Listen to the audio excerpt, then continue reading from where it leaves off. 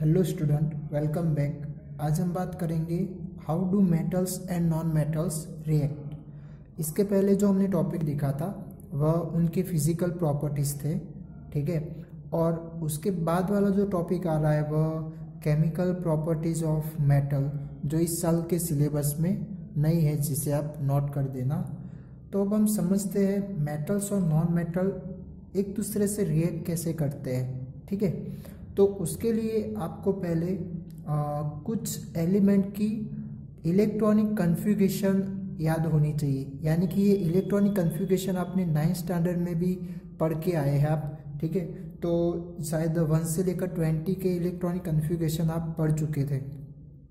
तो अब यहाँ पर हम कुछ मेटल्स, नॉन मेटल्स और नोबल गैस के बारे में उनके इलेक्ट्रॉनिक कन्फिगरेशन देखते हैं। अब ये इलेक्ट्रॉनिक कन्फिगरेशन क्या होता है, तो जो अब एटम होता है वह एटम किन का बना होता है, तो 3 सब एटॉमिक पार्टिकल का बना होता है। कौन से प्रोटॉन, न्यूट्रॉन और इलेक्ट्रॉन, ठीक है। तो उनकी अरेंजमेंट या फिर स्ट्रक्चर के बारे में बात करें तो एटम में बीच में क्या होता है, न्यूक्लियस होता है। तो न्यूक्लियस के अंदर प्रोटॉन और न्यूट्रॉन पाए जाते हैं, ठीक है। और उनके सराउंडिंग डिफरेंट सेल होती है या फिर ऑर्बिट होती है, ठीक है। तो उस ऑर्बिट में क्या होता है, इलेक्ट्रॉन घूमते रहते हैं, ठीक है। तो अब ये जो 9th स्टैंडर्ड में आपने बोर्स मॉडल पढ़ा था, तो उसमें इन जो सेल्स थे उन्हें डिफरेंट नाम भी दिया गया था कि फर्स्ट सेल है उसे के सेल बोला जाता है, सेकंड को एल, थर्ड को एम, इस तरह से डिफरेंट नेम इनके बोर्स के थ्रू दिए गए थे, ठीक है। तो अब उनके अकॉर्डिंग जो कितने नंबर ऑफ इलेक्ट्रॉन उसके अंदर आ सकते हैं, यानी कि मैक्सिमम कितने इलेक्ट्रॉन आ सकते हैं, वह भी आप पढ़ के आए हैं, ओके। तो अब हम बात करते हैं ये मेटल के जो उनके इलेक्ट्रॉनिक कन्फिगरेशन क्या होगी। तो उसमें फर्स्ट सोडियम के बारे में देखते हैं। तो सोडियम का तो पहले एटॉमिक नंबर कितना होता है, तो अभी ये एटॉमिक नंबर यानी जिस जो भी एटम है उसके अंदर जितने नंबर ऑफ प्रोटॉन होंगे उसके अकॉर्डिंग उनका एटॉमिक नंबर होता है। तो सोडियम का एटॉमिक नंबर होता है 11, ओके। तो अब 11 प्रोटॉन उनके पास पाए जाते हैं सोडियम एटम के पास, ठीक है। तो इसके साथ साथ उनका इलेक्ट्रॉन भी कितने होंगे, तो वह भी 11 होने वाले हैं, ठीक है। तो अब वह किस तरह से अरेंज हुए होंगे इस सेल के अंदर, ओके। तो वह इनके अंदर यानी कि नॉर्मली कौन सी सेल होती है, के, एल, एम, एन, इस तरह से सेल पाई जाती है, ठीक है। तो उसमें से के सेल में 2 इलेक्ट्रॉन आएंगे, एल सेल में 8 इलेक्ट्रॉन आएंगे और एम सेल में कितना इलेक्ट्रॉन आ जाएगा, 1 इलेक्ट्रॉन आ जाएगा, ठीक है। तो ये हो गई इसकी इलेक्ट्रॉनिक कन्फिगरेशन, ओके। तो अब इसमें जो फर्स्ट ऑर्बिट की मैक्सिमम इलेक्ट्रॉन की जो कैपेसिटी वह कितनी होती है, 2 होती है, ओके। जिसकी वजह से बाकी के इलेक्ट्रॉन क्या कहाँ पे चले जाएंगे, सेकेंड ऑर्बिट पर। सेकेंड ऑर्बिट की मैक्सिमम कैपेसिटी कितनी होती है, 8। तो अब ये जो एक बाकी बचा हुआ कहाँ पर चला जाता है, उसके नेक्स्ट ऑर्बिट पर, यानी कि थर्ड ऑर्बिट एम सेल के वहां पर चला जाता है, ठीक है। तो अब नेक्स्ट देखते हैं तो मैग्नीशियम का एटॉमिक नंबर होता है 12। तो अब उसकी अरेंजमेंट कैसे होगी, तो 2, 8, 2, ठीक है। नेक्स्ट है एल्यूमिनियम। तो एल्यूमिनियम का एटॉमिक नंबर होता है 13। तो उनकी अरेंजमेंट कैसे होगी, 2, 8 एंड 3, ठीक है। नेक्स्ट है पोटेशियम का सिंबल हो जाएगा कैपिटल के, ओके। तो उसका जो एटॉमिक नंबर होता है वह होता है 19। तो 19 है, तो अब ये कैसे इलेक्ट्रॉन अरेंजमेंट होगा, तो फर्स्ट ऑर्बिट में 2 आ जाएगा, सेकंड में 8 आ जाएगा, थर्ड में भी कितना आएगा, तो वहां पे भी 8 आ जाएगा, और अब जो बाकी बचता है वह कितना आएगा, 1। अब ये इनके जो इलेक्ट्रॉनिक कन्फिगरेशन के स्टेप आपने पढ़ के आए हैं, तो उसमें भी बोला है कि जो थर्ड ऑर्बिट यानी कि जो मिनिमम जो इलेक्ट्रॉन की जो अंदर स्टेबिलिटी होती है वह कितनी ऑक्टेन तक होती है, यानी कि 8 तक होती है, ठीक है। वैसे तो इसकी जो कैपेसिटी होती है वह कितनी होती है थर्ड ऑर्बिट की, 2n² के फॉर्मूले के अकॉर्डिंग देखे तो 18 होता है, बट 18 इस तरह से नहीं आएगा, बट कैसे होगा, उसका मिनिमम जो अरेंजमेंट है वह 8, तो हर एक के अंदर इस तरह से सेकेंड को छोड़ के 8 तक हम फिलअप करेंगे। ओके, अब नेक्स्ट हम बात देखते हैं कैल्शियम। तो कैल्शियम के बारे में, उसका एटॉमिक नंबर 20 होता है। तो फर्स्ट ऑर्बिट में 2 आ जाएगा, सेकेंड में 8 आ जाएगा, थर्ड में एम सेल में भी 8 आ जाएगा, और बाकी कितना बचा, 2, तो वह आ जाएगा फोर्थ ऑर्बिट यानी कि फोर्थ सेल एन सेल में। ओके, तो ये कुछ मेटल्स के इलेक्ट्रॉनिक कन्फिग्रेशन थे। अब हम देखते हैं नॉन मेटल्स। तो नॉन मेटल्स हम जानते हैं कि जो गैसेस है वह सारी किसके अंदर आएंगे, नॉन मेटल के अंदर आएंगे। तो जो अब नाइट्रोजन है, तो नाइट्रोजन एलिमेंट का एटॉमिक नंबर होता है 7, तो उसकी फर्स्ट ऑर्बिट में 2 आ जाएंगे, और बाकी कितने बचे, 5, तो 5 आ जाएंगे सेकेंड सेल में। ठीक है, नेक्स्ट है ऑक्सीजन। तो ऑक्सीजन का किस तरह का होगा, तो 2, 6, फर्स्ट में 2 और सेकेंड में 6। फ्लोरीन, तो फ्लोरीन का है 9, एटॉमिक नंबर 9, तो हो जाएगा 2 एंड 7, 7 + 2 9। ठीक है, फिर आता है फॉस्फोरस। तो फॉस्फोरस का कितना होता है, वह होता है 15, तो उसका अरेंजमेंट 2, 8 एंड कितना बाकी बचा अब 5, 8 + 2 10 और 10 और +5। ठीक है, तो हो गया 15। अब हम बात करते हैं सल्फर। सल्फर का होता है 16, तो 16 है तो यहाँ पर 2, 8 एंड 6। इसी तरह क्लोरीन, तो क्लोरीन का होता है 17, तो 2, 8 और 7। ठीक है, तो कुछ ये नॉन मेटल्स के इलेक्ट्रॉनिक कन्फिग्रेशन थे। ठीक है, अब हम बात करते हैं नोबल गैसेस। अब ये नोबल गैसेस क्या है, तो आपको ये देखने हो तो आप चैप्टर 5 में जो पीरियोडिक टेबल है उसके लास्ट कॉलम में आपको सारे नोबल गैसेस देखने को मिलेंगे। अब उसे नोबल गैसेस क्यों बोला जाता है, कि उनके जो आउटर मोस्ट सेल होती है या फिर जो वैलेंस सेल होती है वह कंप्लीटली फुल्ली इलेक्ट्रॉन से भरी होती है। ठीक है, जिसकी वजह से क्या होता है कि वह जल्दी से या फिर ज्यादातर किसी के साथ रिएक्शन दिखाएंगे नहीं, यानी कि वह ज्यादा मात्रा में रिएक्टिव होते नहीं है। ठीक है, वह फ्रीली स्टेबल ही रहते हैं। ओके, तो इसकी वजह से अब पहले हीलियम की बात करें, तो जो हीलियम का एटॉमिक नंबर होता है 2, तो उसकी आउटर मोस्ट सेल बोले तो वह के हो जाएगी, यानी कि फर्स्ट ऑर्बिट हो जाएगी, फर्स्ट सेल हो जाएगी। तो उसमें पहले से क्या है, 2 इलेक्ट्रॉन इसी के वजह से आए गए हैं, जिसकी वजह से ये फुल्ली कंप्लीटेड है पहले से ही। अब नेक्स्ट हम बात करते हैं नियॉन। तो नियॉन का होता है 10 एटॉमिक नंबर, तो उसकी फर्स्ट ऑर्बिट में 2 आएगा, और लास्ट ऑर्बिट यानी कि सेकेंड ऑर्बिट में सेकेंड सेल में 8 आ जाएगा। ठीक है, तो अब ये सेकेंड यानी कि एल सेल की कैपेसिटी कितनी होती है, 8 इलेक्ट्रॉन आ सकते हैं उसके अंदर, तो यहाँ पर भी 8 है, यानी कि पहले से ही यह कंप्लीट है, जिसकी वजह से ये भी क्या हो जाएगा, स्टेबल, पहले से अपने में ही स्टेबल है। ठीक है, तो इसकी वजह से इसे भी नोबल गैस में लिया गया है। नेक्स्ट हम बात करते हैं आर्गन। तो आर्गन का होता है एटॉमिक नंबर 18। आर्गन का कितना होता है, एटॉमिक नंबर 18, और उसकी जो अरेंजमेंट है वह कैसे होगी, तो 2, 8 एंड 8, जो हो जाएगा 18। तो इनकी भी लास्ट ऑर्बिट हम देखें। अभी ये जो लास्ट ऑर्बिट है उसे आउटर मोस्ट सेल या फिर वैलेंस सेल भी बोला जाएगा।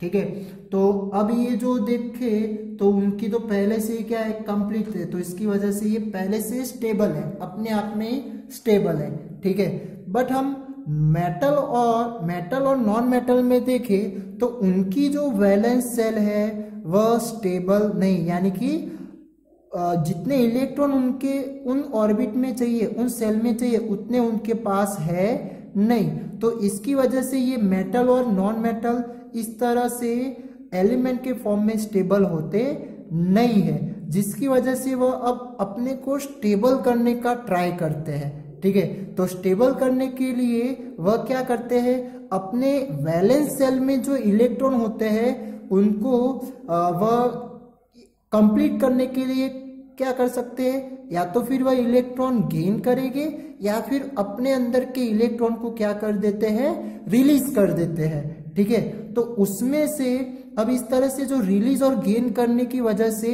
इस तरह के जो एलिमेंट है वह क्या बन जाते हैं, तो आयंस फॉर्म कर देते हैं। ठीक है, तो उसमें से जो मेटल होते हैं वह इलेक्ट्रॉन लूज करके यानी कि रिलीज करके वह कैसे क्या बन जाते हैं, पॉजिटिव आयन यानी कि कैटायन बन जाते हैं। ठीक है, एंड जो नॉन मेटल होते हैं वह इलेक्ट्रॉन गेन करके वह नेगेटिव आयन बन जाते हैं, यानी कि नेगेटिव आयन को बोला जाता है एनायन। ओके, जैसे कि मैं बात करूं, एक एग्जांपल लेते हैं, चलो सोडियम के बारे में। तो सोडियम का जो कॉन्फ़िगरेशन है, इलेक्ट्रॉनिक कॉन्फ़िगरेशन, वह कितना है, तो 281। ओके, तो अब यहाँ पर उसकी जो आउटर मोस्ट सेल है उसमें कितने इलेक्ट्रॉन है, एक इलेक्ट्रॉन। तो इसे कंप्लीट करने के लिए कितना चाहिए, 7 और चाहिए। ठीक है, बट ये 7 ले सकता नहीं है, क्यों, क्योंकि 7 लेने में उससे एनर्जी ज्यादा यूज करनी पड़ेगी, यानी कि हमें उससे एनर्जी ज्यादा देनी पड़ेगी तभी जाके वह 7 को ले सकता है। तो ये बहुत ही हार्ड होगा। ठीक है, ये प्रोसेस करनी बहुत ही हार्ड होगी 7 लेने में। तो इसकी वजह से वह क्या करेगा, इजीली एक इलेक्ट्रॉन लूज कर देता है।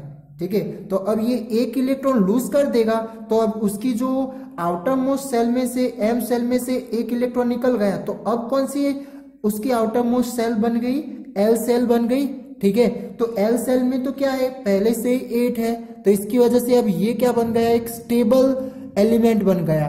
ठीक है, अब इस तरह के जो स्टेबल बनते हैं, बट कब वह स्टेबल बना, एक इलेक्ट्रॉन लूज करके, और वह भी कौन, ये मेटल्स। ठीक है, तो इसकी वजह से ये अब इसकी जो लास्ट ऑर्बिट है वह क्या बन गई, एक स्टेबल ऑक्टेंट बन गई। अब ऑक्टेंट क्यों, क्योंकि इसे कंप्लीट होने के लिए कितने इलेक्ट्रॉन चाहिए, 8 इलेक्ट्रॉन चाहिए, जो पहले से ही 8 है। ठीक है, तो उसे दूसरा बोलना हो तो स्टेबल ऑक्टेंट भी बोल सकते हैं। ओके, तो अब ये जो सोडियम एलिमेंट था वह एक इलेक्ट्रॉन लूज करके उसके पास अब कितने इलेक्ट्रॉन रहे, तो 10 इलेक्ट्रॉन, यानी कि 10 इलेक्ट्रॉन अब किसकी तरह रिएक्ट कर रहे हैं, तो देखे तो नोबल गैस में जो नियॉन है, तो नियॉन की इलेक्ट्रॉनिक कॉन्फ़िगरेशन कितनी है, 28 है।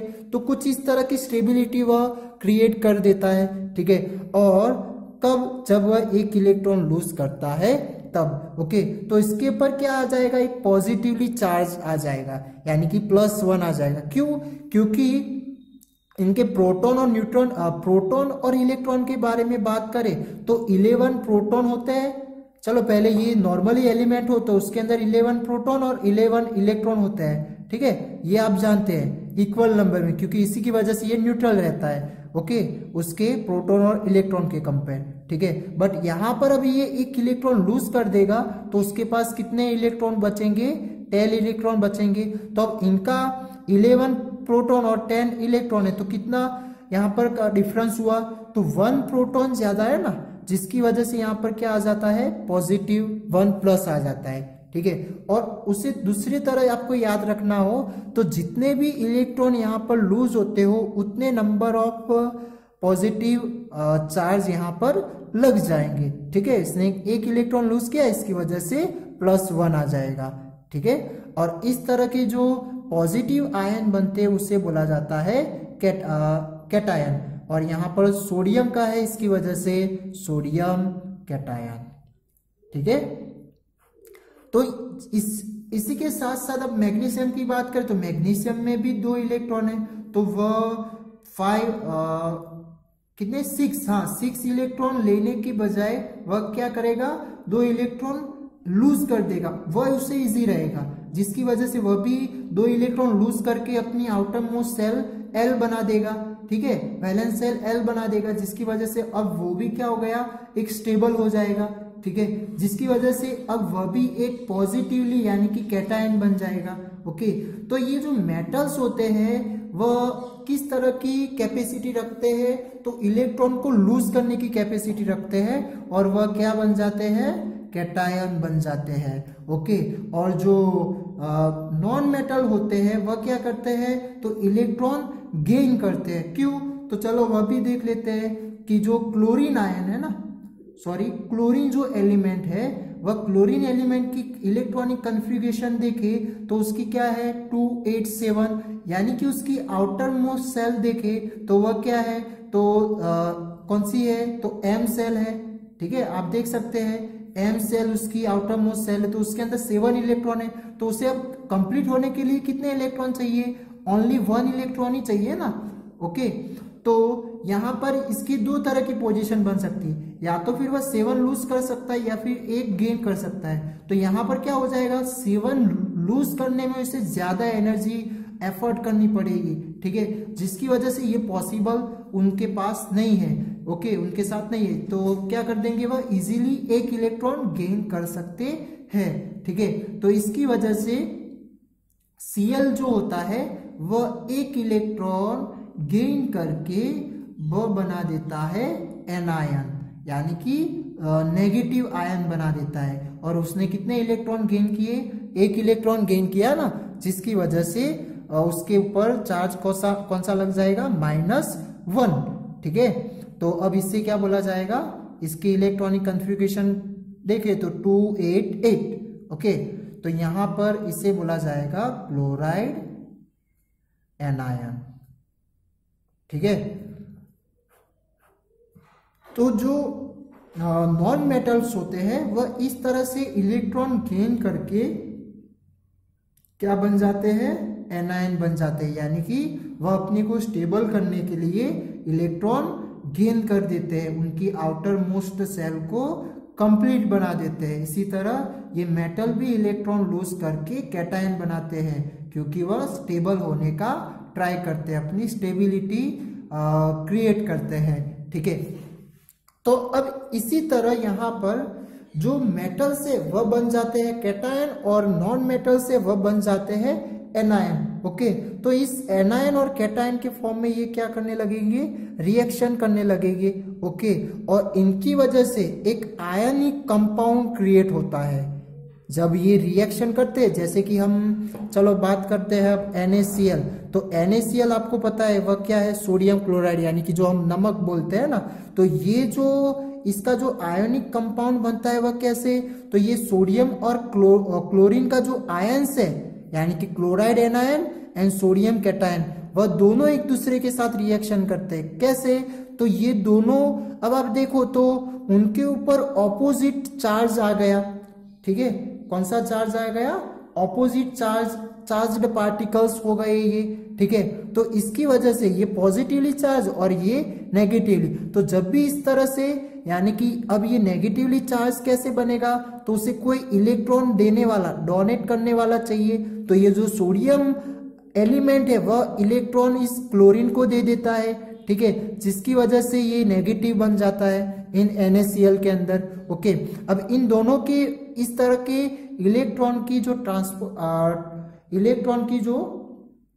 ट्रांसफॉर्मेशन की है ना, ट्रांसपोर्ट की है ना, इसकी वजह से यहाँ पर ये दोनों क्या हो जाएंगे, डिफरेंट चार्ज क्रिएट कर लेते हैं। अब इस तरह के डिफरेंट चार्ज क्रिएट होने की वजह से इनके बीच में स्ट्रॉन्ग इलेक्ट्रोस्टैटिक फोर्स क्रिएट हो जाता है। ओके, जो एक दूसरे को क्या करता है, अपने और अट्रैक्ट करता है, और इन अट्रैक्शन की वजह से दोनों एक दूसरे के साथ जुड़े रहते हैं। और इस तरह के जो कंपाउंड बनते हैं उस कंपाउंड को बोला जाता है आयोनिक कंपाउंड या फिर इलेक्ट्रोवैलेंट कंपाउंड। ओके, तो पहले तो हम देख लेते हैं ये NaCl किस तरह से रिएक्शन करेगा, फिर हम उसकी डिफाइन देखते हैं।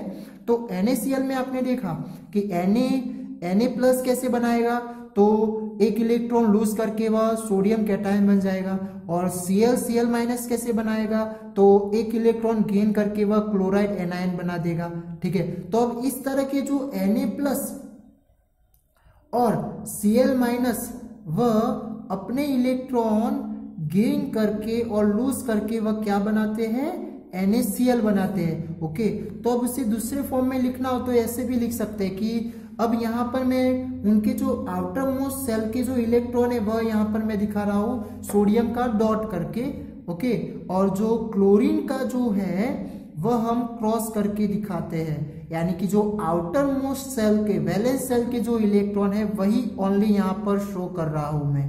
ओके, तो अब यहाँ पर ये जो सोडियम का जो इलेक्ट्रॉन था वह कौन से एटम पे चला जाएगा, तो इन क्लोरीन के एटम पर, जहां पर वह जो जगह खाली है वहां पर। ठीक है, तो इसकी वजह से अब यहाँ पर सोडियम का जो चार्ज हो जाता है पॉजिटिव, और क्लोरीन अपने पास सोडियम का इलेक्ट्रॉन लेकर उनके ऊपर आ जाता है नेगेटिव चार्ज, जिसकी वजह से ये कौन सा कंपाउंड बन जाएगा, सोडियम क्लोराइड का।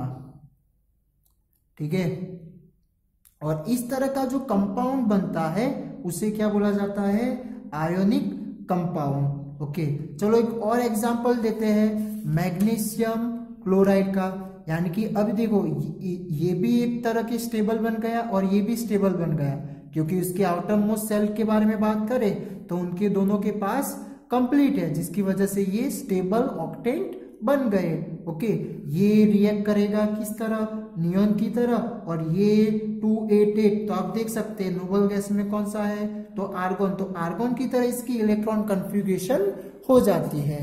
ओके, नेक्स्ट हम बात करते हैं मैग्नीशियम क्लोराइड। तो मैग्नीशियम क्लोराइड किस तरह से कंपाउंड बनाता है, यानी कि MgCl2 कैसे बनता है। तो हमने बात की थी कि जो Mg है उसकी इलेक्ट्रॉनिक कन्फिग्रेशन कितनी होती है, 282, यानी कि ये मेटल है, तो मेटल क्या करते हैं, इलेक्ट्रॉन लूज करते हैं। कितने नंबर ऑफ इलेक्ट्रॉन ये लूज करेगा, तो उसकी आउटर मोस्ट सेल देखनी पड़ती है हमें, तो उसके पास 2 इलेक्ट्रॉन है। ठीक है, तो वह 2 इलेक्ट्रॉन क्या कर देगा, लूज कर देगा, जिसकी वजह से अब उसकी आउटर मोस्ट सेल कौन सी बन जाएगी, ये L सेल बन जाएगी। ठीक है, तो वह तो कंप्लीट है। ओके, तो इसकी वजह से ये क्या हो जाएगा, एक स्टेबल कंपाउंड, स्टेबल आयन बन जाएगा। ओके, यानी कि यहाँ पर उसके ऊपर कितना चार्ज लग जाएगा, कितने इलेक्ट्रॉन उसने लूज किए उतने नंबर ऑफ पॉजिटिव चार्ज लग जाते हैं। जब इस तरह के एलिमेंट लूज करते हैं तब पॉजिटिव चार्ज बन जाता है, जब गेन करते हैं तब नेगेटिव चार्ज बन जाता है। ये आपको याद रखना है। जब तो फिर इस तरह से जो लूज किया तो फिर उससे बोला जाता है कैटायन। ओके, तो अब ये क्या हो गया, मैग्नीशियम कैटायन बन गया, मैग्नीशियम कैटायन। ओके, उसने 2 इलेक्ट्रॉन लूज कर दिए। ठीक है, अब इसी तरह क्लोरीन, क्लोरीन ने हमने पहले ही देखा था, क्लोरीन 287 उसकी इलेक्ट्रॉनिक कन्फिग्रेशन, एक इलेक्ट्रॉन गेन करके वह क्या बना देगा, Cl माइनस, यानी कि 288, यानी कि क्लोराइड एनायन। ठीक है, तो ये क्लोराइड एनायन, बट यहां पर तो मैग्नीशियम के पास तो 2 इलेक्ट्रॉन है, तो ये तो ओनली एक ही इलेक्ट्रॉन ले सकता है। तो अब एक इलेक्ट्रॉन का क्या करेंगे, तो एक इलेक्ट्रॉन के लिए क्या होगा, दूसरा एक क्लोरीन का आयंस, यानी कि जो क्लोरीन एलिमेंट है वह अपना क्लोराइड आयन बना देगा। यानी कि यहाँ पर मैग्नीशियम के 2 इलेक्ट्रॉन लेने के लिए 2 क्लोरीन एलिमेंट की जरूरत पड़ेगी। ठीक है, तो चलो ये भी देख लेते हैं। तो Mg के पास जो 2 इलेक्ट्रॉन आउटर मोस्ट सेल में है, यानी मैग्नीशियम के पास, वह क्लोरीन के 2 एलिमेंट क्या कर लेते हैं, वह दोनों इलेक्ट्रॉन ले लेते हैं। यानी कि ये फर्स्ट इलेक्ट्रॉन है वह ये फर्स्ट एलिमेंट के पास चला जाएगा, सेकेंड इलेक्ट्रॉन ये सेकेंड एलिमेंट के पास, यानी कि क्लोरीन के पास चला जाएगा, जिसकी वजह से Mg के ऊपर का चार्ज बन जाएगा 2+, क्योंकि 2 इलेक्ट्रॉन उसने गेन किए, सॉरी लूज किए, एंड क्लोरीन जो था उसने 2 इलेक्ट्रॉन गेन किए। ठीक है, अब यहाँ पर मैं ये यहाँ पर 2 दिखा देता हूं, यानी कि इसका मतलब क्या हो गया, 2 क्लोरीन के आयंस है। ओके, और उनके पास कितना चार्ज बन जाएगा, माइनस का चार्ज बन जाएगा।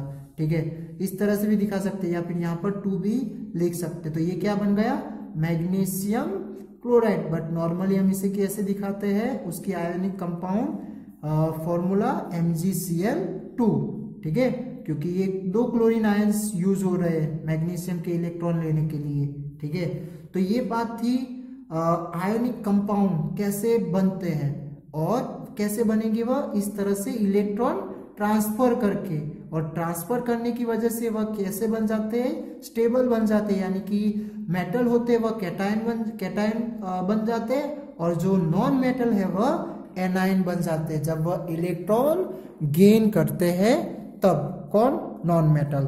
ओके, अब हम देखते हैं इसकी डिफाइन क्या होगी। तो इसे कुछ इस तरह से भी हम लिख सकते हैं, the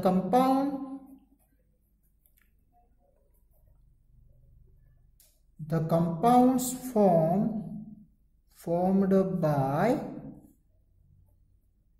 the transfer of electron from a metal to a non-metals। ठीक है, मेटल्स में से नॉन मेटल, क्योंकि मेटल ही क्या कर सकते हैं, डोनेट करने की उनकी एक स्टेबिलिटी होती है। ठीक है, डोनेट करते हैं, और नॉन मेटल क्या करते हैं, गेन करते हैं। ठीक है, तो इसकी वजह से इस तरह के कंपाउंड को क्या बोला जाता है, आयोनिक, क्योंकि ये आयंस की वजह से बन रहे हैं ना, ये एक टाइप का क्या बन गया, आयन बन गया, तो उसे आयोनिक कंपाउंड बोला जाएगा, या फिर आयोनिक कंपाउंड्स, या फिर इलेक्ट्रोवैलेंट